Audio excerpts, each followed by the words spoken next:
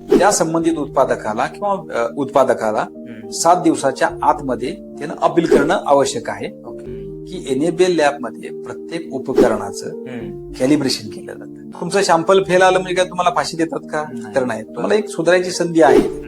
जर तुमच्या मालाचा दर्जा जर उत्तम असेल, चांगल्या पद्धतीची क्वालिटी असेल तर तुम्हाला कुठल्याही मार्केटची गरज नाही, मार्केटिंगची गरज नाही. Satisfied customer is the biggest advertiser. Compliance आणि बिझनेस वाढवणे ह्या एकाच नाण्याच्या 2 बाजू आहेत. एखादी मुलगी बघायला जायची तर आपण मध्यस्थीची गरज भासतेच, आपल्याला मदत घेतोच ना. जर ती कन्फ्युजन असेल तर ते मी सल्ला घेतलाच पाहिजे किंवा मी प्रोएक्टिव्हली त्याच्याकडे जाऊन त्याचा सल्ला घेतलाच पाहिजे. असं काही नाही की बाबा त्याच्याकडे केलंच पाहिजे. पण जर माझ्या मनामध्ये डाऊट असतील, कारण तुमच्या डोक्यातला गोंधळ हा तुमच्या बिझनेसवर खूप परिणाम करतो. आता हेच जो FCO ऍक्ट आपण बऱ्याच वेळा आपण बोलतोय ह्याच्यावरती, कंप्लायन्सवर बोलतोय, तर ह्याच्यामुळे इनडायरेक्टली शेतकऱ्यांचं कसं काय संरक्षण होतं, काय त्याच्याबद्दल काय सांगतो? हे बघा, जर कंप्लायन्स त्या उत्पादकानं किंवा विक्रेत्यानं नाही केला तर त्या विक्रेत्यावर किंवा उत्पादकावर जो लिगल जे कायद्यानुसार आहे, सस्पेन्शन असेल, पेनाल्टी असेल, FIR असेल, शोकॉज नोटीस असेल, अशा पद्धतीच्या आपण सध्या त्याच्यावर जे कारवाई म्हणता येणार नाही त्याला, पण कुठंतरी चेक बसला पाहिजे. तो चेक जर नाही दिला, आपण नाही बसवला तरी काही शेतकऱ्याला विकतील ते. बरोबर आहे. मग आपण म्हणजे शॅम्पलिंगचा असू देत, इन्स्पेक्शनचा असू देत, किंवा धाडी टाकणे हा प्रकार म्हणतो आपण, सरप्राईज व्हिजिट देणं असेल, अशा माध्यमातून आपण चांगल्या प्रकारे एक कसं असते माहितीये का, मार्केटमध्ये एक उत्पादकाच्या किंवा विक्रेत्याच्या लक्षात आलं की बाबा चांगल्या प्रमाणामध्ये किंवा मोठ्या प्रमाणामध्ये इन्स्पेक्शन होत आहे, क्वालिटी चेक होते आहे, असं जरी नुसता मेसेज जरी त्यांच्या लक्षात आलं तर ते त्यांच्या लक्षात बाबा चुकीच्या मार्गापासून ते दूर राहतात. त्यामुळे मग शेतकऱ्याचं चांगल्या प्रकारे तिथं जे संरक्षण आहे ते चांगल्या प्रकारे होऊ शकते. म्हणजे गुणवत्ता असणारीच उत्पादनं त्याच्यापर्यंत पोहोचू शकतात आणि अल्टिमेटली शेतीला किंवा त्याच्या प्रगतीला त्याचा फायदा होतो. येस. तर हीच आता जी खतं किंवा बायोस्टिम्युलंट आहे, तर ही घेताना शेतकऱ्यांनी काय गोष्टी बघाव्यात किंवा काय तपासाव्यात असं तुम्हाला? हा, आता कृषी निविष्ठा घेताना शेतकऱ्यांनी खूप काळजीपूर्वक खरेदी करणं गरजेचं आहे. ज्या आवश्यक आहेत, आपण आता बऱ्याच वेळेला म्हणतो शेतीचं उत्पादन खर्च वाढायला लागलेला आहे. उत्पादन खर्च वाढण्याची हीच कारण आहेत. म्हणजे कुठलीही माहिती न घेता उत्पादन किंवा खरेदी करणं हे खूप धोकादायक ठरू शकतं. म्हणजे माझ्याकडे पीक कुठलं आहे, पुढचा काही सांगतोय आणि मी काही घेतोय, ह्याला अर्थ नाही. माझ्याकडे जे पीक आहे त्या पिकाला आवश्यक कुठले न्यूट्रिएंट आहेत किंवा कुठलं खत आवश्यक आहे हे मला माहिती पाहिजे.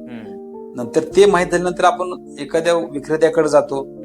तो जो विक्रेता आहे तो खरोखरच परवानाधारक आहे का, जेन्युइन आहे का, तो विक्री करतोय का चांगल्या पद्धतीनं, किंवा अशा त्याची पूर्वीची काही हिस्ट्री आहे का, त्याच्याकडे जो माल ठेवलेला आहे विक्रीला तो परवानाधारक उत्पादक आहे का, त्या बॅगवर बघितलं पाहिजे. लक्षात आलं? हे सगळ्यात महत्वाचं आहे. नाहीतर तुम्ही काही भरून घेणार त्याच्याकडं, परवानाधारक विक्रेत्याकडं आणि परवानाधारक उत्पादकाकडूनच ते मटेरियल घेतलं. आता शेतकऱ्यांच्या सगळ्यात जवळचा कोण असतो? उत्पादक नसतो, हा तो त्या गावातला किंवा त्या भागामधला विक्रेता असतो. बरोबर. ब्लाइंडली त्या विक्रेत्यावर पण विश्वास ठेवून चुकीचं आहे. बरोबर. लक्षात आलं? सतत त्यांचा माइंड असा झाला पाहिजे, माहिती घेत राहायला पाहिजे. आता ह्या टेक्नॉलॉजी युगामध्ये बरेचसे आता WhatsApp, Facebook, chat GPT, Gemini, काय म्हणजे तुम्हाला घर बसल्या सगळी इन्फॉर्मेशन मिळू शकते. त्यामुळं त्या गोष्टी पण सगळ्यात महत्वाच्या आहेत की मी मार्केटमध्ये खरेदीला गेलोय, मग कुठलं खत खरेदी केलं पाहिजे, ते बॅग फोडलेली आहे का, सीलबंद आहे का, त्याच्यावर सगळे क्लेम आहेत का, ती व्यवस्थित पाहूनच ती बॅग खरेदी केली पाहिजे. आणि खरेदी करत असताना सगळ्यात महत्वाचं म्हणजे कायद्यामध्ये काय सांगितलं, तुमचं एखादं खत वापरल्यामुळे किंवा एखादी कृषी निविष्ठा वापरल्यामुळे नुकसान झालं तर नुकसान भरपाई देताना त्यानं त्याच कंपनीचं किंवा त्याच दुकानातून खरेदी केलाय हे कसं कळणार आपल्याला? बिल, ओरिजिनल बिल त्याच्याकडे असणं गरजेचं आहे. सही शिक्क्या सहित ते बिल आणि ती वापरलेली बॅग शेवटपर्यंत त्या शेतकऱ्याकडे किंवा खरेदीदाराकडे असणं गरजेचं आहे. पाहिजे. कारण भविष्यात दुर्दैवानं त्याचं नुकसान झालं, झालं. चुकीचं काय माल प्रॅक्टिसेस असेल हम्म. तर त्याला तो क्लेम करायला हम्म. ते उद्या कोर्टात तुम्ही कुठल्याही कोर्टात गेला हम्म. तर कोर्टाला एव्हिडन्स लागतो. बरोबर. उद्या विरोध पार्टी का म्हणते तो आमच्यातनं घेतलंच नाही, हम्म. तर त्यासाठी हम्म. तुम्हाला सगळ्यात महत्वाचं म्हणजे ते ओरिजिनल बिल हम्म. आणि ती संबंधित बॅग तुमच्याकडे असणं खूप गरजेचं आहे. बरोबर. बऱ्याच वेळेला शेतकरी विदाऊट बिलचे येतात. हम्म. आता तर आपली सबसिडायझर खतं आहेत, हम्म. ती काय मशीन पॉस मशीनवर थंब दिल्याशिवाय ते बिलच होत नाही, होत नाही. हा. विक्री बी करता येत नाही. हम्म. पण ते सेपर साईडला ती बिलं असणं त्याकडे खूप गरजेचं आहे. बरोबर. आणि काय होतं आता बऱ्याचदा शेतकऱ्यांना बनावट खतं दिली जातात, त्याची क्वालिटी बरोबर नसते, मग त्याची फसवणूक होते, जसं तुम्ही आता म्हणला की काही होऊ शकतं. तर मग ह्या वेळेला असं जर कुणाच्या बाबतीत जर घडलं तर त्यानं काय करावं, किंवा त्यानं तो कुठं त्याचं दाद मागू शकतो किंवा कुठे तक्रार करू शकतो, काय करायचं त्यानं? आता प्रत्येक कृषी निविष्ठामध्ये वेगवेगळ्या जिल्हा स्तरावर, विभाग स्तरावर, राज्य स्तरावर कमिटी स्थापन केलेल्या आहेत. आता तक्रार कुठल्या स्तरावर येईल हे सांगता येत नाही. तक्रार कुठल्याही स्तरावर असू देत, म्हणजे जर आपली काही शंका असेल किंवा एखाद्या प्रोडक्ट विषयी आपल्याला त्याच्या प्रत विषयी काही शंका असेल तर संबंधित जे शासकीय कार्यालय आहे, म्हणजे आता कृषीच्या बाबतीत किंवा खताच्या बाबतीत बोलायचं झालं तर संबंधित तालुक्याचे जे तालुका कृषी अधिकारी कार्यालय आहे, जिल्ह्याचं जिल्हाधीक्षक कृषी अधिकारी कार्यालय आहे, विभागाचं विभागीय कृषी सहसंचालक कार्यालय आहे, राज्यस्तरावर पण असे सेल्स तयार केलेले आहेत तक्रारीसाठी. तिथं जाऊन तक्रार ते देऊ शकतात किंवा मेल पण करू शकतात अधिकृत मेलवर किंवा आता शासनाने काही ठिकाणी व्हॉट्सअप नंबर पण, आता कसं आहे बदलत्या युगामध्ये टेक्नॉलॉजीमध्ये आपल्या पण बदल करणं गरजेचं आहे. व्हॉट्सअप नंबर पण तिथं डिस्प्ले केलेला आहे प्रत्येक विक्रेत्याच्या ठिकाणी किंवा तालुका स्तरावर त्या व्हॉट्सअपवर पण ते तक्रार करू शकतात. आणि तक्रार करताना फक्त जेन्युइन तक्रार केली पाहिजे. कारण बऱ्याच वेळेला काय होतंय, बिझनेस वॉर हा प्रत्येक क्षेत्रामध्ये असते की एखाद्याचा चांगला बिझनेस व्हायला लागलेला आहे मग कुणीतरी त्याला हे करून स्पार्क करून किंवा इन्स्टिगेट करून त्याला तक्रार करायला लावणं आणि तशा पद्धतीची तक्रार करणं तर ते चुकीचं आहे किंवा तशा पद्धतीने करू नये. जेणून नुकसान झालंय नो डाऊट तुम्ही तक्रार करू शकता. बरोबर. आणि ऑफकोर्स आहे असं जर झालं तरच शेतकऱ्यांना चांगल्या प्रकारची उत्पादनं मिळतील. आणि हीच जर खतं शेतकऱ्यांनी क्वालिटी वापरली तर माझा पुढचा प्रश्न असा आहे की हीच क्वालिटी जी उत्पादन आहेत ही जर शेतकऱ्यांनी वापरली शेती करत असताना तर ह्याचे जमिनीला म्हणू किंवा मातीला काय, म्हणजे त्याच्यावर काय परिणाम होतील किंवा काय फायदे होऊ शकतात? हे बघा, आता जमिनीच्या किंवा मातीच्या बाबतीत बोलायचं झालं तर कुठल्याही म्हणजे खताची, रासायनिक खताची ही इफिशियन्सी ही त्या जमिनीच्या प्रतीवर, प्रत त्या जमिनीची आणि त्या जमिनीचा पोत कसा आहे याच्यावर अवलंबून आहे. म्हणजे विज्ञान काय सांगतं की बाबा तुमच्या मातीचा जो ऑर्गॅनिक कार्बन आहे तो मिनिमम 1 असला पाहिजे. बरोबर. म्हणजे सायन्सनं ते सिद्ध केलेलं आहे की बाबा जर 1% पर्यंत जर तुमचा ऑर्गॅनिक कार्बन जमिनीमध्ये असेल तर तुमची आपलं फर्टिलायझर यूज इफिशियन्सी वाढते. म्हणजे तुम्ही टाकलेलं खत हे चांगल्या प्रमाणे त्या पिकाला उपलब्ध होतं. त्यामुळं नुसत्या रासायनिक खताचा किंवा फक्त खतच फवारून किंवा टाकून चालणार नाही. त्याबरोबर जे सॉइल ऍप्लिकेशनच्या काही ग्रेड आहेत खताच्या, म्हणजे ऑर्गॅनिक फर्टिलायझर असेल, बायो फर्टिलायझर असेल, हे पण तितकंच वापरणं गरजेचं आहे. त्याचा रिझल्ट दृश्य स्वरूपात दिसत नाही पण ते कळून येत नाही, कारण इकडले तुम्ही जे केमिकल फर्टिलायझर वापरता तर त्याची इफिशियन्सी वाढते. आता बऱ्यापैकी काय होतंय, खत टाकलेलं 60% खत तर वाया जातं, म्हणजे खताच्या प्रकारानुसार 30-40% त्या पिकाला उपलब्ध होतं. म्हणजेच काय, तुमचं तिथं कॉस्ट वाढली. जिथं 100 किलो खत लागायचं तुम्हाला 150 किलो लागायला लागलं, 160 किलो लागायला, म्हणजे तुमचा उत्पादन खर्च वाढला. त्यामुळं जमिनीच्या बाबतीमध्ये सुद्धा ज्या सॉइल ऍप्लिकेशनच्या ग्रेड आहेत ते वापरणं तितकंच गरजेचं आहे. सेंद्रिय खताचा वापर करणं पण गरजेचं आहे, कारण सेंद्रिय खत हा बेस आहे.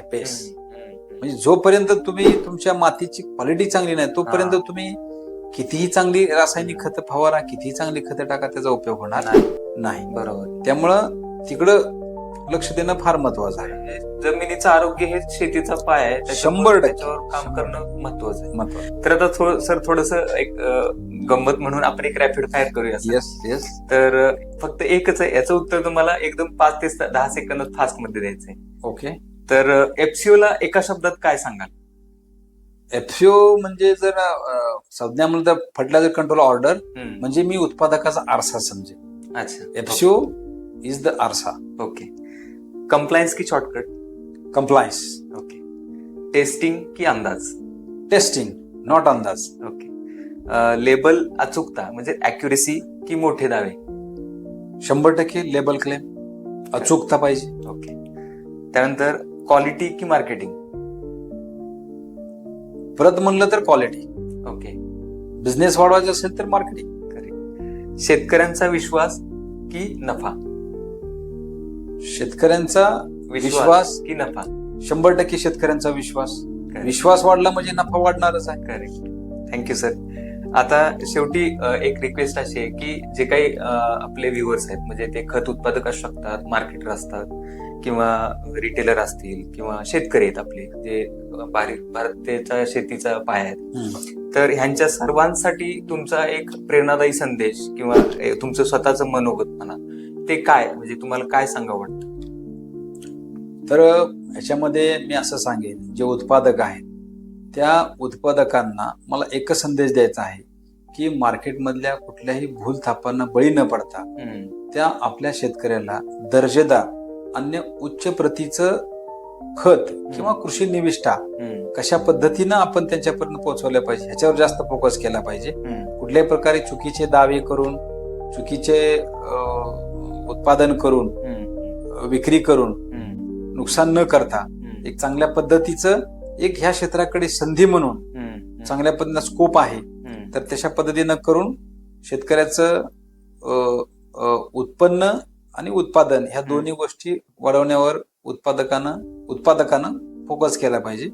तरी सर्व खत उत्पादक किंवा कृषी निविष्ठा उत्पादकांना, विक्रेत्यांना माझी हा संदेश राहील की चांगल्या प्रतीचं आणि उच्च प्रतीचं अग्रिकल्चर इनपुट शेतकऱ्यापर्यंत पोहोचवणे हीच आपली फर्स्ट प्रायोरिटी असली पाहिजे. बरोबर. धन्यवाद सर. धन्यवाद. तुम्ही खूपच मोलाचं आणि महत्वाचं मार्गदर्शन केलेलं आहे, आणि हे इतक्या क्लॅरिटीनं तुम्ही सर सांगितलंय की मला नक्कीच असं वाटतंय की जे काही व्ह्युअर्स असतील त्यांना ह्याच्यातून खूप छान असं एक म्हणून आपण प्रकाशाची वाढ दिसेल आणि त्यातून त्यांची उन्नती नक्कीच होईल. तर ह्याच आशेने मी जे सेशन आहे आपलं नॉलेज सेशन याचा शेवट करतो. आणि तुम्ही आलात, आम्हाला वेळ दिलात, आमच्या बरोबर वेगवेगळ्या विषयांवरती गप्पा गोष्टी केल्यात, त्याबद्दल तुमचे मनापासून आभार सर. धन्यवाद. असेच परत येत राहा आणि लोभ असावा.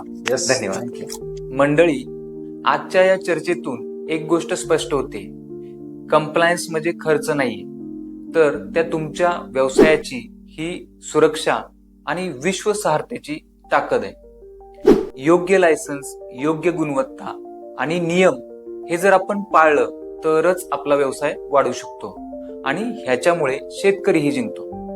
ॲग्रोडेपचं हेच ध्येय आहे की ॲग्री इनपुट कंपन्यांना रेग्युलेटरी सपोर्ट देऊन त्यांना सक्षम, सुरक्षित आणि यशस्वी बनवायचं. जर तुम्हाला FCO compliance, licensing, registration, technical training किंवा रेग्युलेटरी सपोर्ट हवा असेल तर तुम्ही आमच्याशी नक्की संपर्क साधा. त्याचबरोबर हा जो काही व्हिडिओ आहे हा तुम्हाला जर उपयुक्त वाटला, आवडला, तर लाईक करा, तुमच्या प्रतिक्रिया किंवा तुमचं मनोगत, तुमचा अभिप्राय कमेंट करा, शेअर करा आणि आमच्या YouTube चॅनलला सबस्क्राईब करा. त्याचबरोबर आपण हे जे काही सेशन आज घेतलं, अशाच प्रकारे इथून पुढे देखील आपण एका नवीन सेशन मध्ये पुन्हा भेटूया, पुन्हा नवीन माहिती घेऊया. तोपर्यंत स्टे कंप्लायंट, स्टे प्रोग्रेसिव्ह. जय जवान, जय किसान. धन्यवाद.